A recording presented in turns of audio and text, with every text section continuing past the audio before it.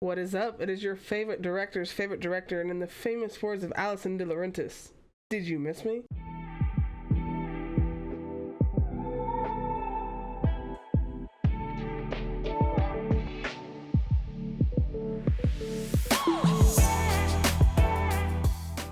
Welcome back to the channel.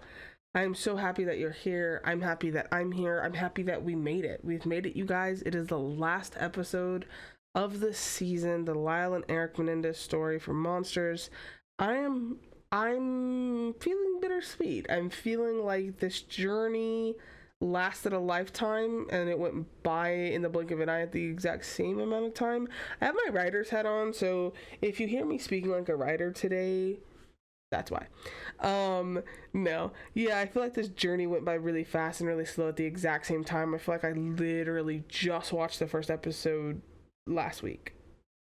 But no, I'm very excited. I'm excited to wrap it up. I'm excited to get through with this because I know that I get to start watching other things, the documentary and things like that amongst them.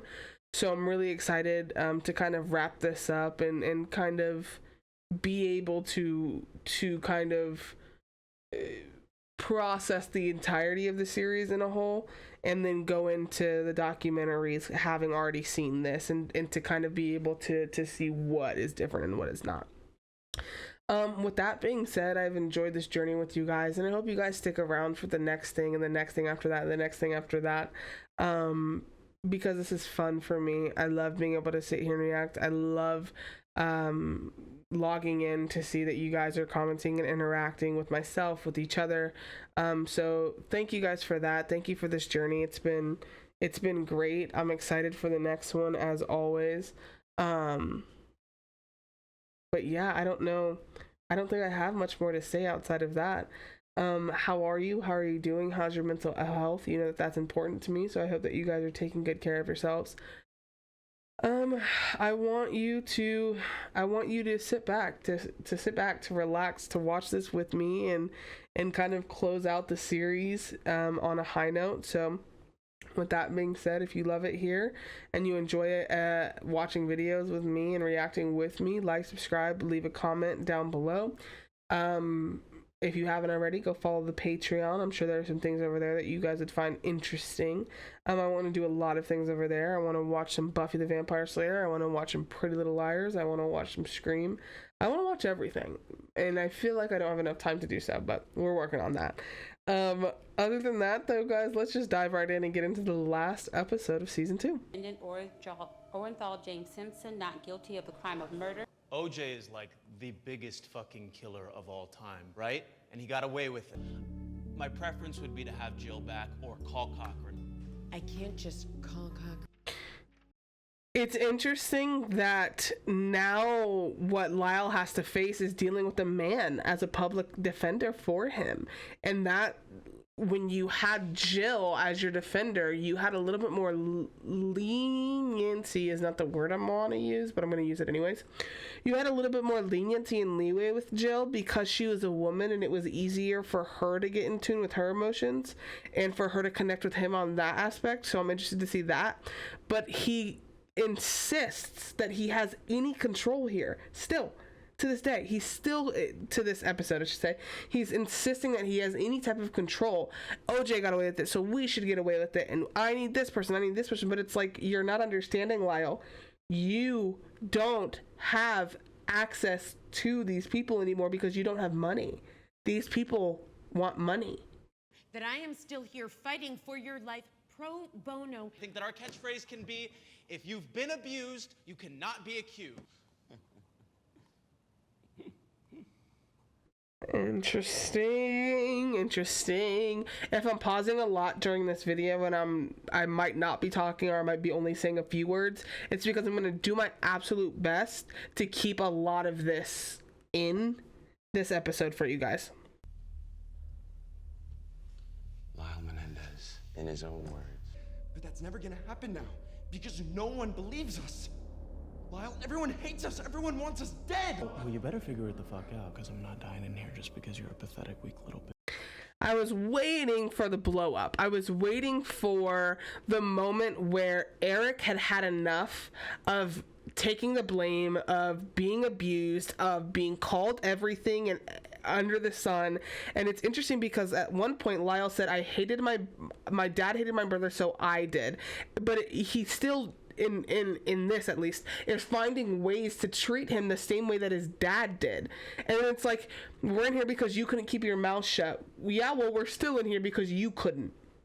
Because you thought that you figured it out and you had a way to find us, you found a way to get us more money. So it's just, I was waiting until there was the blow up, the for all of it to kind of come to a head, and it did. Right now in this moment, they're getting ready to fight it out because Lyle keeps down talking ERIK, and he keeps making ERIK feel weak and like he's not helping the situation.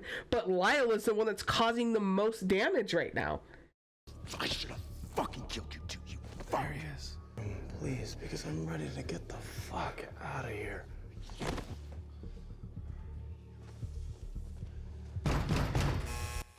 This is unfortunate because it's making me like Lyle less and less and less. And I know that this isn't who Lyle is. Like, I'm ready to get out of here, but it's like, but you don't. And what I would say to somebody that if I didn't know them and I saw this clip, I'd be like, ew, I can't stand you. I hope you rot in there. But because I know, because of you guys, and you've been informing this whole time that that's not who he is, I'm trying to give him grace. But if I didn't know and I was just watching this show for entertainment, I'd be like, God, I hope you stay in there forever. It's a phony story that never took place. Objection. Overruled. Objection. Ms. Abramson, we're not doing this. Ugh. Overruled. Let him speak. Judge people by what they do.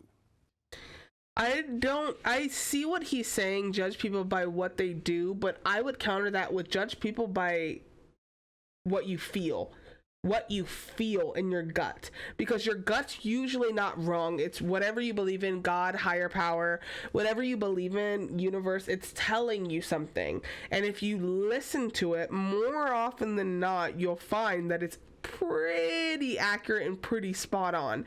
So I would say judge them by how you feel. What do you feel when he gets up there? I promise you, if he's a cold-blooded murderer, you'll feel that. And if he's somebody who was just abused over and over and over again, he'd had enough, you'll feel that as well. Dad, this car is a piece of shit. And Lyle was really mad about the Alpha. I was like, it's a really nice car. Thank you for buying me a piece of shit. I always find it interesting in TV shows when we're getting perspectives and you just don't know in that moment if that was accurate. Like, I don't know if the car salesman is overselling it. I don't know if whoever this was with him is overselling it. I don't know. What I do know is this: if that's how Lyle was acting in that one fleeting moment, I find it so hard to believe that his dad would not have shut that shit down immediately, or his dad would not have really handed it to him. So I don't know. I think that that's a little over dramatic, but what do I know? I'm not there. so they were asleep.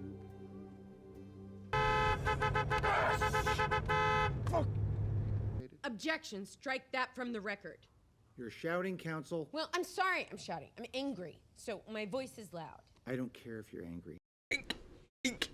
Craig.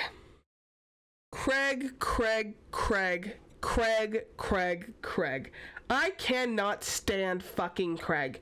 I can't stand Craig for so many reasons. And it's not because he got up there and he told the story and blah, blah, blah, blah, blah, blah.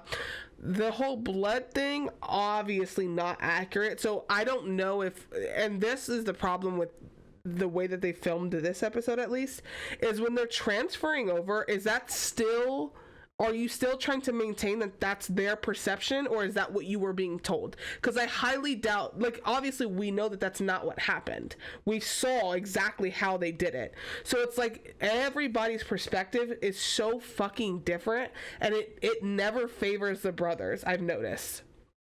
Which, obviously. It's basically what Lyle and ERIK did.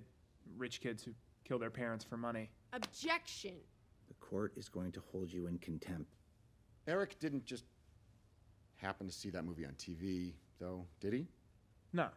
When she objected when she objected to what he said, because he said, yeah, Eric loves that movie. It's basically what him and Lyle did, killed their parents for money. That is,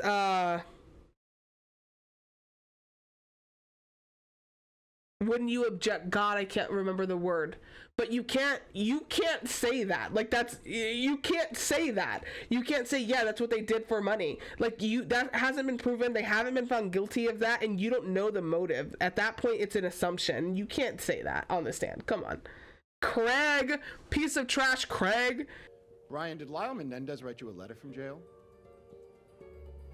Yeah, he wanted me to watch this movie called At Close Range. And then you say that you always felt my dad was a powerful person, and that you never felt welcome.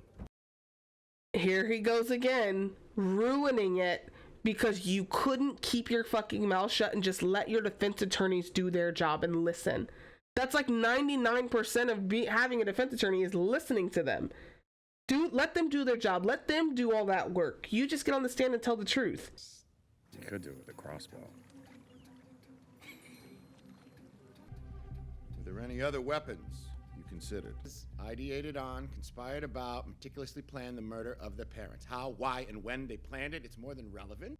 Yeah, but the thing is that we all know that it was premeditated. At least premeditated enough. We know that it was at least a week before they actually did it, right? Or no, that it was that weekend, I believe. So it's like we already are aware that it was premeditated in this circumstance. But the why they did it is the most important thing here. And it's interesting that he's overruling every single objection from her, even the ones that maybe shouldn't be overruled and they should probably be sustained and stricken from the record. And I think that everybody just kind of had it up to here with Leslie. I know that a lot of people kept saying that she was trying to make this her trial and all of this stuff, but from what I see, she's just a defense attorney who's trying to save their lives. Did you go back and purchase buckshot because buckshot is more lethal? We dispute that number. I said approximately. She said approximately. No love. No love. No, in this court. No, counsel, no. No love. No love in this court. I love her. I adore her. I adore her so much. Literally. If there's no love in this courtroom, it's the two heartless murderers who had no love for their parents. Because if you love your parents... Right then, objection. First of all, you guys shouldn't be talking to each other like that. What is happening? Tell me that this is not what the trial actually looked like. That you believed that the mafia had used shotguns to, quote, send a message. You know, the mafia, they shoot out people's kneecaps. I mean, you and Lyle did that. He's good at his job. As much as I hate watching this after knowing what happened to them and the fact that it's not taken into consideration at all here, he's good at his job as the prosecuting attorney. This is exactly what you do. This is how you make a mockery of the defense and everything that they are saying. He's good at his job. Yeah, but what I'm saying is you planned to do it like that. You bought shotguns, you bought buckshot, you shot it through the knee, you shot him multiple times. I think, again, we forget in this moment that they were not trying to buy shotguns at first. The shotguns came second when they realized that they would have to wait to get the handgun. So that is something that you have to take into consideration. So you're saying you tried to make it look like the mafia did it, and yes, they did try to get away with it. And what did Leslie say? Your first mistake would be killing your parents in the first place. But yes, they tried to get away with it, but it's not like they weren't like, okay, we're going to get the shotguns. We're going to do this with the shotguns. We're going to get this shot. Then we're going to do this. Then we're going to do this. It was a mess because they didn't know what they were doing. It was their first time killing. It was sloppy. It was somebody who's not experienced, which is a good thing. But it wasn't because they intentionally went out to buy shotguns. They went to buy handguns, and they had to wait for the handguns. So they got shotguns instead. Have you ever been raped by your father, Mr. Khan? I told you to shut the fuck up. And just to reiterate, what day was this? Saturday. Saturday, the day before the murders. And did Lyle and Eric seem scared of their parents? No. Again, if you're not living in that house, you have no idea what is going on. This is tough, man. This is really, really tough. Like, trial wise, this is so tough because we've seen so much of their lives, and we know that they're not lying about the sexual abuse. We know that they're not lying about that. Like, it doesn't even need to be proven for me in my soul and my spirit to know that they're not lying about that. So, because we know that they're not lying about that, everything also, when something is going on and you're trying to prove a theory, you're only going to get people who can prove that theory for you based off of their perception. And their perception is going to change based off of what theory you're trying to prove. So in this situation, you're trying to prove that the parents are afraid of the kids and not the other way around. So you find people who are going to help you prove that theory, which is just what trials are. And so those people, though, their perceptions are also manipulated based off of who's asking the questions, because if this is the defense asking the question, it's going to change. Why do you think that word was used? Why do you think that they would talk to their parents that way? So I think that that's also interesting to note. And when you heard that Jose and Kitty Menendez had been shot to death in their house, can you tell the court what your first thought was? Oh yeah, it was that the boys did it. What? Then I'm asking, why is that your first thought? Like, who are you to even have that thought? I'm more concerned that you would even have that as your first thought. No, I never heard any shouting. And did you ever see him hit them? Or threaten them or shout at them? Never. Not once. Jose was not an angry man. Girl, bye. Girl, bye. His family is saying he was. His family. Why are we not believing the family members? It's interesting because one of you guys, well, several of you guys, told me that they brought up 62 character witnesses and none of them had anything nice to say about him. Publicly, people were saying that he was rude and he was hard to be around. So this has gotta be chalked up, because all of a sudden you have all of these people who are like, he was never that kind of man. He was a good father. Get the fuck out of my face. She loved those boys. She would do anything for them. She gave up everything for them. Incorrect. She gave up everything for Jose. She felt like they took that away from her. ERIK Menendez got a bruise in the back of his throat. Objection. Overruled. It is commonly seen in children.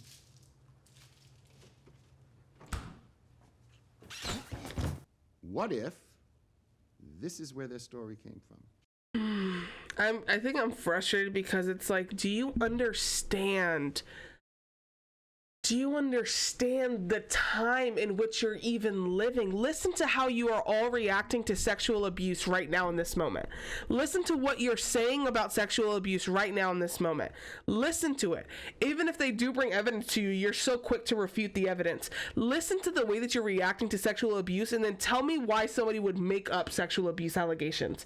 Like, make that make sense. Like, this is no dead ass. This is frustrating because I know it's come, it's past, and there's nothing I can do.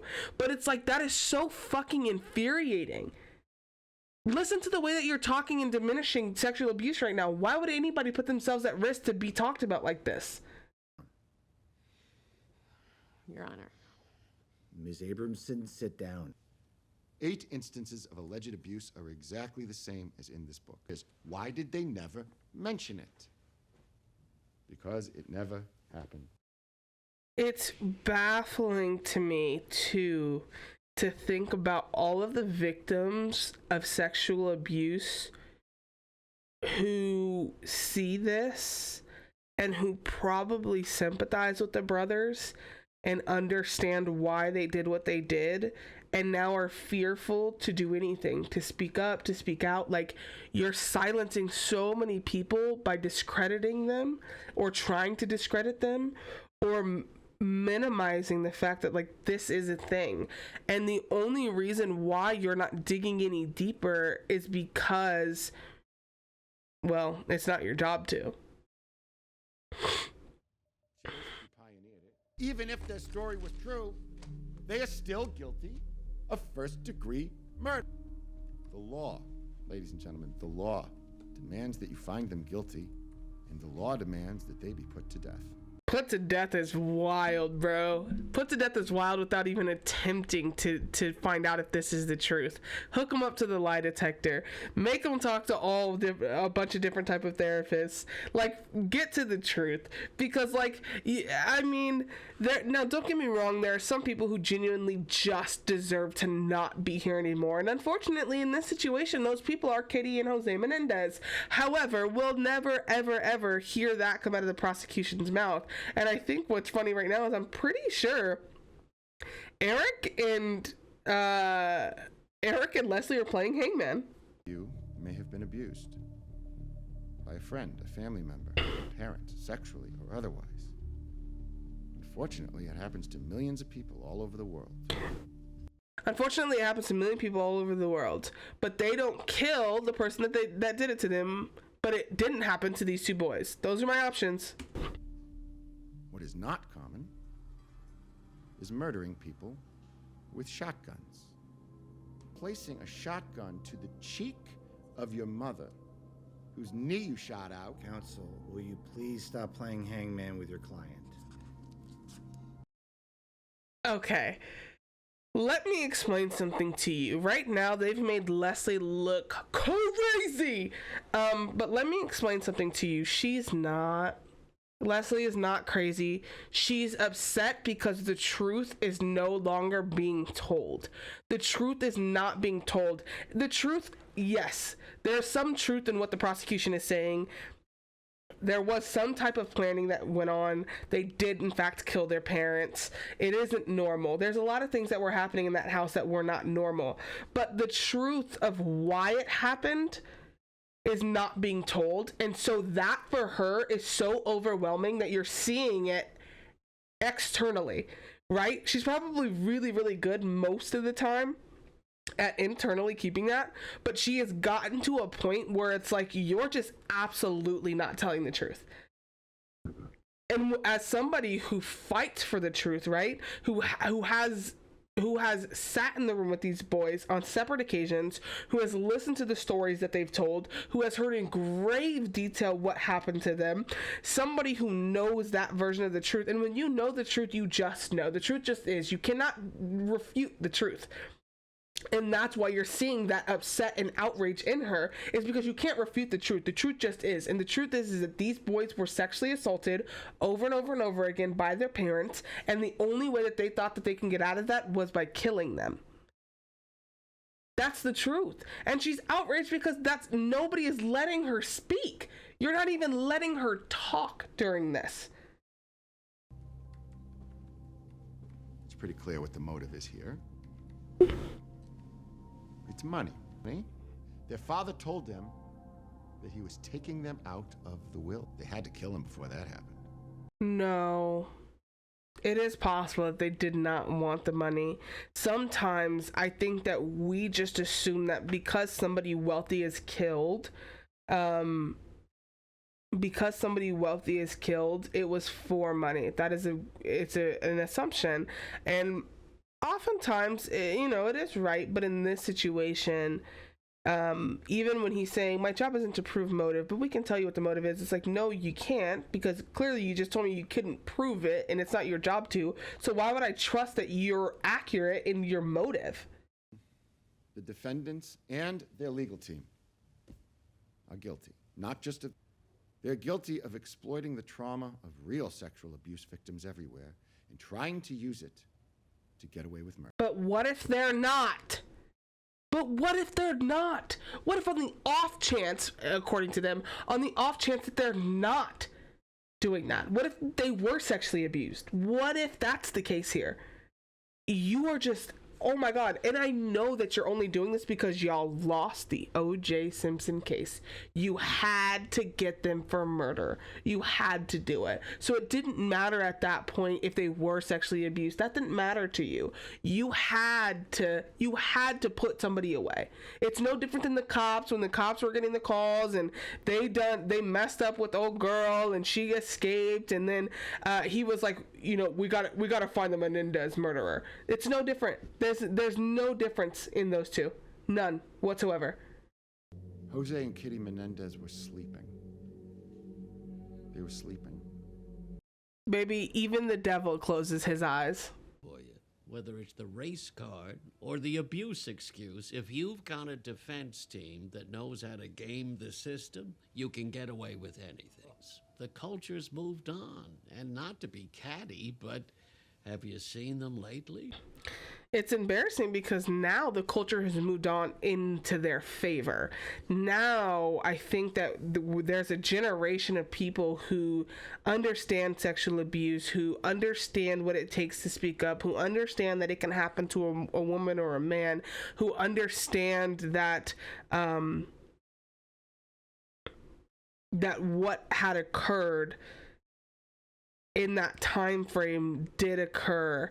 Like, in this moment, sure, but I think that it's moved on into their favor now, and we get this, and it's appalling as some of the things that they put in the show are.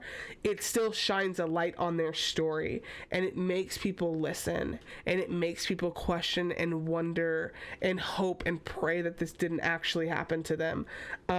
But hopefully this helps in some type of way.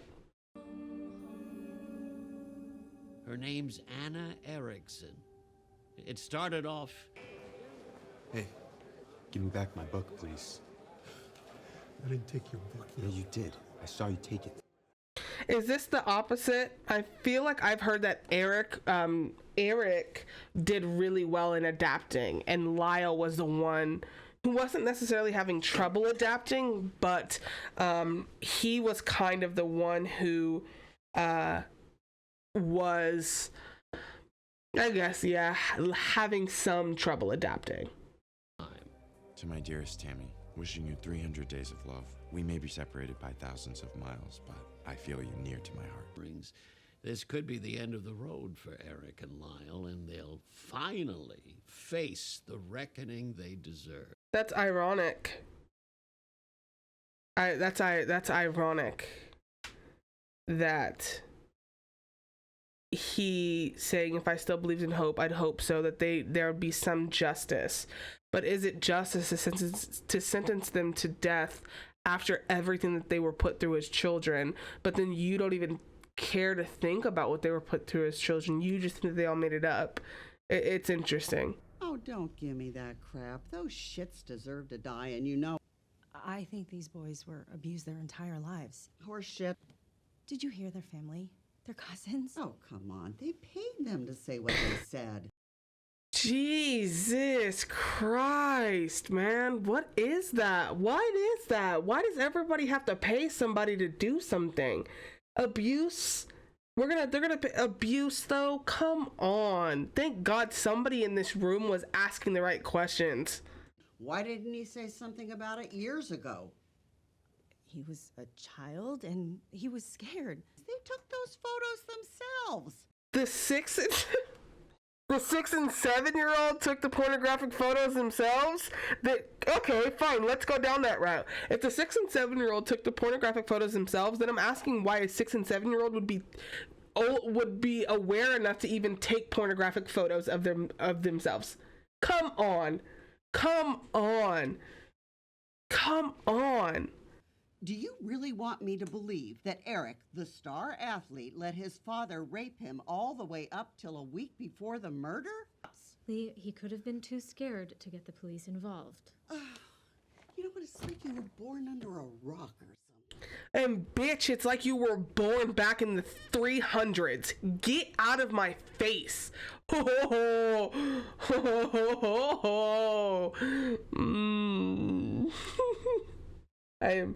I apologize. This is really, really pissing me off. Wow. Okay, guys, this is going to be one of those pausing moments where I might not say much, but I'm going to pause. Okay. What's so crazy to me is somebody always has to combat every single thing that is being said. Well, maybe they were too afraid. Oh my God, you're so gullible. Well, what about the cousins? They said, well, why didn't the cousins say anything? Well, what about the photos? Well, they took them themselves. Well, what about the picture on the lap? Well, that's just a Christmas card. Why are you combating every single thing? Every single thing? You're not going to give them any ounce of leeway? Not even an ounce of, oh, okay, this possibly could be the truth. And you expect me to believe a word of it? Well, I don't, and I never will, because they are evil little monsters and they deserve to die. And I will not stop until you all get your heads out of your asses and put them to death. Mm-hmm.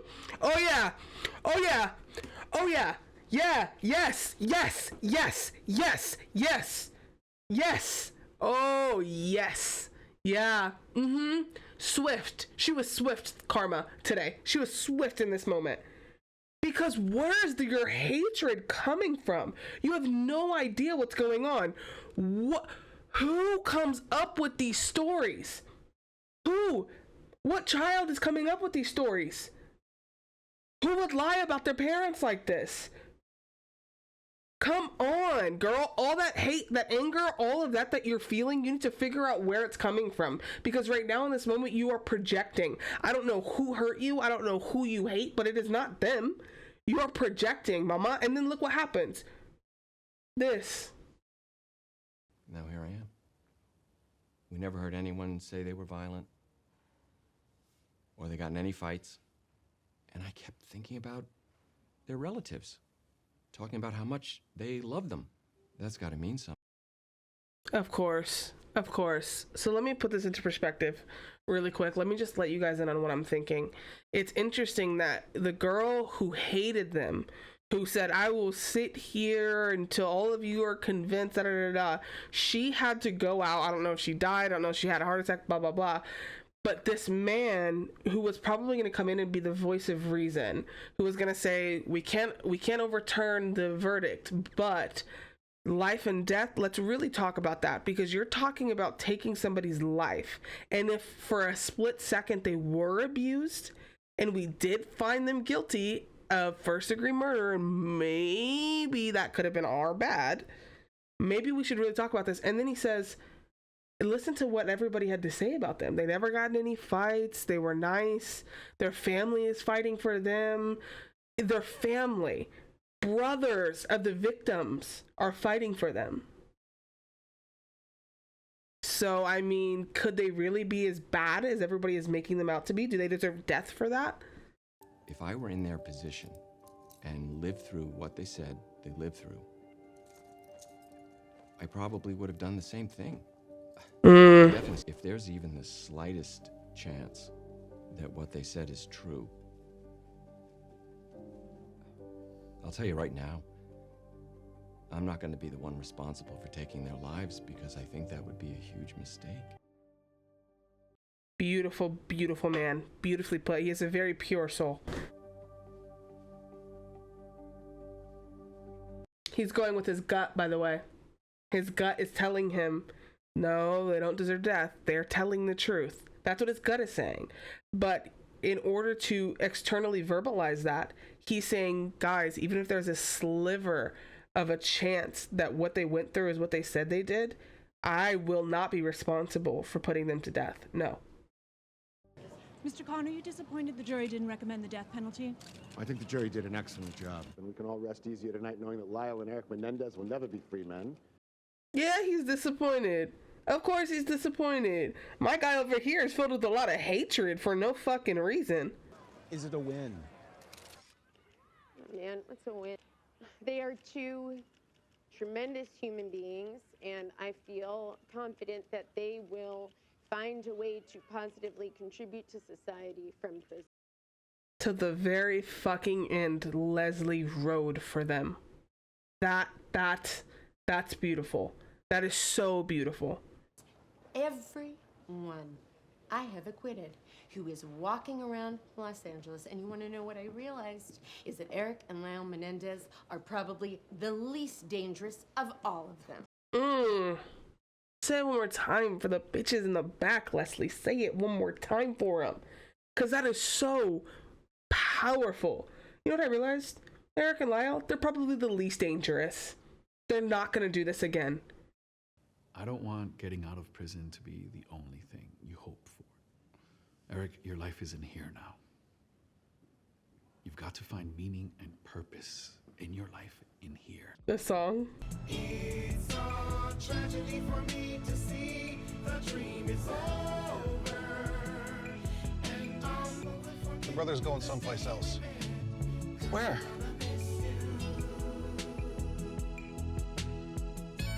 I was trying to close a deal with him, and he said that he loves the shark fishing shit. And I lied to him, and I said, yeah, me too. Let's do a shark fishing trip. Captain. Yes, sir. What kind of shark?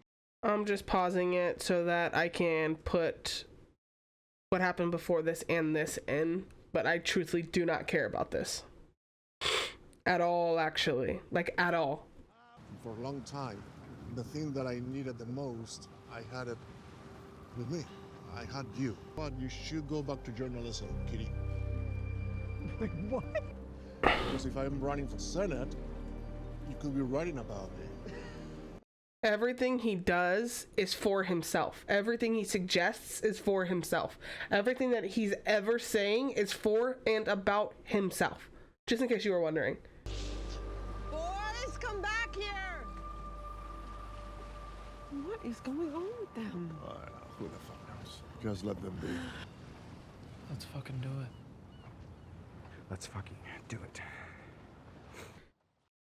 They're in there for life, babes. They're in there for life. At this point, they could have been said, nah, we was lying. We thought it would work. But since they didn't, I don't understand what nobody's fucking understanding. Hi, guys. How are you doing? Welcome back to my tumultuous relationship with film. And I say that because the worst part about shows like this, specifically when you don't work with anybody, the victims or the brothers in this situation, you are led to create more dramatic entertainment for the audience versus telling the truth. Like that little ending sequence with the mom and the dad talking about how he wants her to get back into journalism and he loves her so much and he's so sorry and all of this, and then it cutting to the boys going, let's do it, like we're not changing our mind. It's like, come on. Like, so again, like that's just up for entertainment, and that's my beef with the film industry. If you're gonna do this, if you're gonna tell these real life stories, tell them accurately, tell them authentically, because you're talking about people's lives and you don't know what happened, and you are falsifying things, and you are making things seem worse than they were, or you're making things seem more minimal than they actually were. And so some people who don't have the ability to detach from what they've seen here and what happened in real life, they'll only ever go into it now with this perspective of the brothers from this show and this series. And that's such a dangerous perspective to have. So I advise you to go watch the show for yourself. Don't just watch it with me or anybody else. Go watch it for yourself. Go watch the trials for yourself. Go watch the documentaries for yourself. And then make up your own mind about who they were and what they went through. Because this is not something that you want to just this to be your only avenue of information. So that's what I'm saying for my closing arguments. I'm done with the series. It feels so weird. Again, it feels bittersweet to be done with the series, but I'm excited that I got through it. It was tough to see them get separated there at the end, just because, man, I couldn't imagine. You know, they're together and they were each other's protectors for so long, at least for ERIK specifically. So to be separated, and I do know that they have just recently gotten placed back together. Like they're back in each other's lives, so that's amazing. And I know that I believe that they were talking every day, so it wasn't like something that they couldn't do. It's not like they couldn't have contact, but to physically be away from him, I couldn't imagine how hard that would be. It seems like karma came and she was swift, and I really, really hope that the truth is revealed sooner rather than later. I hope that everybody in this situation finds peace. I hope that if you're watching and you're feeling unsettled, that you find peace and you find the answers that you're looking for. And I hope that the brothers are healed and healing. I hope that they are learning how to thrive, and I hope that whatever is supposed to happen next happens swiftly. Yeah.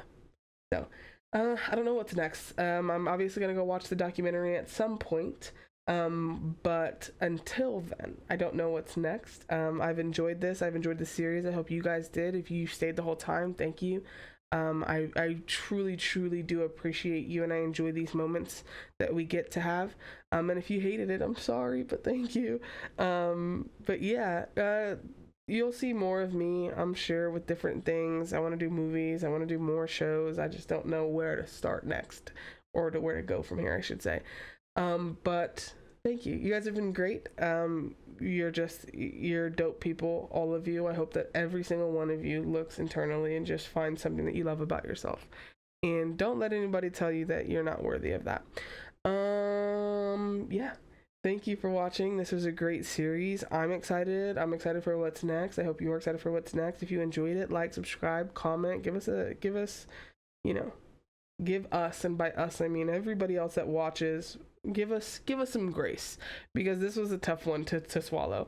Head over to Patreon, follow me there. All good things will come in due time. But until then, and until next time, be good to yourself, be kind to yourself, take care of yourself, and above all else, I love you.